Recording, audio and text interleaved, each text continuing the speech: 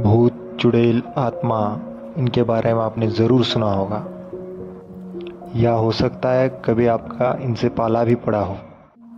लेकिन क्या आप जानते हो क्या होता है चकवा? क्या आपने सुना है इसके बारे में?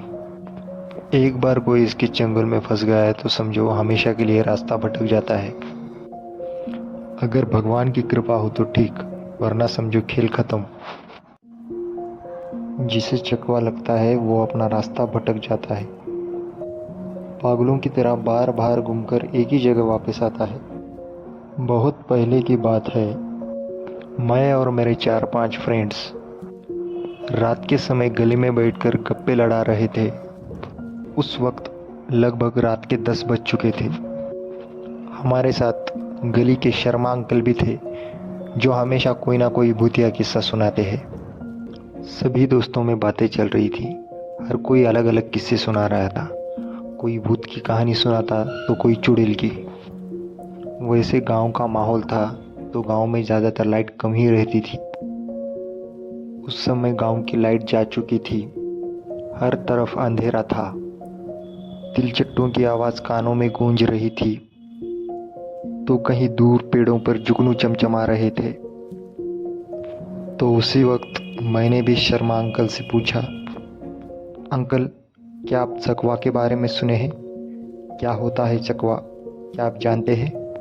शर्मा अंकल बुजुर्ग थे। उन्होंने अपने जेब से खैनी निकाला और मुंह में रखते हुए कहा, मैंने तो कभी देखा नहीं, लेकिन इसके बारे में ज़रूर सुना है। मैं जिस मिल में काम करता था, उसके मालिक जतिन सेठ, उन्हें एक बार चकवा ज़रूर लगा था। ऐसा कहकर वो कहानी सुनाने लगते हैं। जतिन सेठ, जो महाराष्ट्र के रायगढ़ जिले के रहने वाले, जिनकी मुंबई में मिल थी। एक दिन की बात है, वो अपने मिल का काम निपटा के वो अपने गांव रायगढ़ की तरफ निकल चुके थे। उस वक्त लगभग रात के 8 बज चुके थे।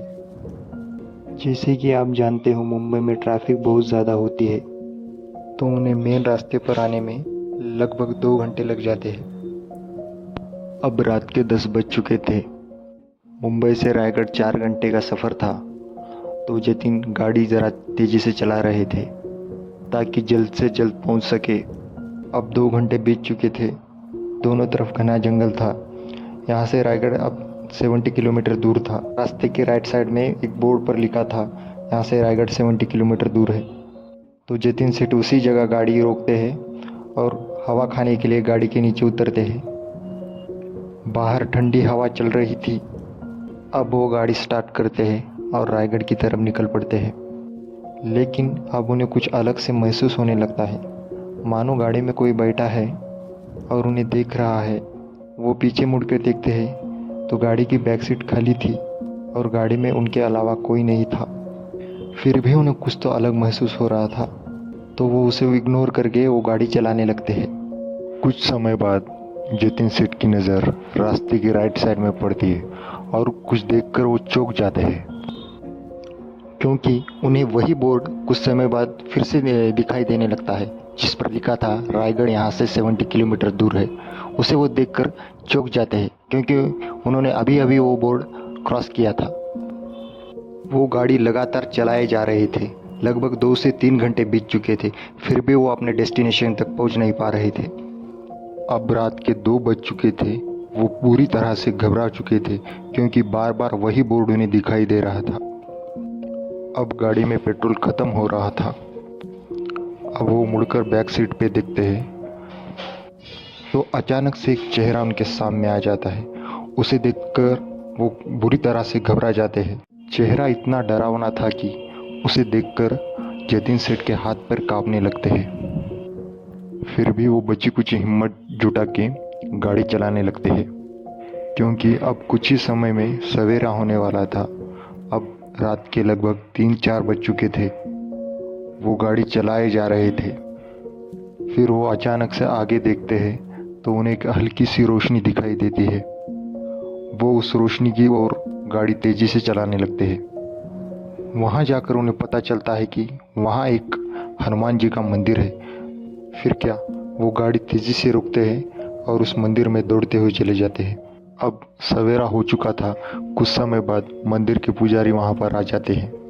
जतिन सेठ अपनी पूरी कहानी वो पुजारी जी को सुनाते हैं। तो उस पर पुजारी जी कहते हैं, बहुत साल पहले वहां पर एक एक्सीडेंट हुआ था। उस एक्सीडेंट में एक बुजुर्ग आदमी की मौत हो चुकी थी। उस बुजुर्ग आदमी की आत्मा आज भी लोगों को परेशान करती है। बहुत लोगों की तो जान भी जा चुकी है। भगवान का शुक्र है कि आप बच चुके हो, वरना आप भी उन्हीं लोगों की तरह गुमनाम हो जाते। यह कर कर पुजारी वहां से चले जाते हैं। फिर क्या, जतिन सेठ हनुमान जी के दर्शन लेकर अपने घर की ओर निकल पड़ते हैं। तो दोस्तों, ये थी आज की कहानी। कहानी अच्छी लगे तो चैनल को ज़रूर सब्सक्राइब कर लेना और नए नए कहानियों के लिए चैनल के साथ बने रहना। और आप भी हनुमान जी के भक्त हो तो कमेंट बॉक्स में ज़रूर लिखना जय हनुमान। धन्यवाद दोस्तों, फिर मिलते हैं एक नई कहानी के साथ।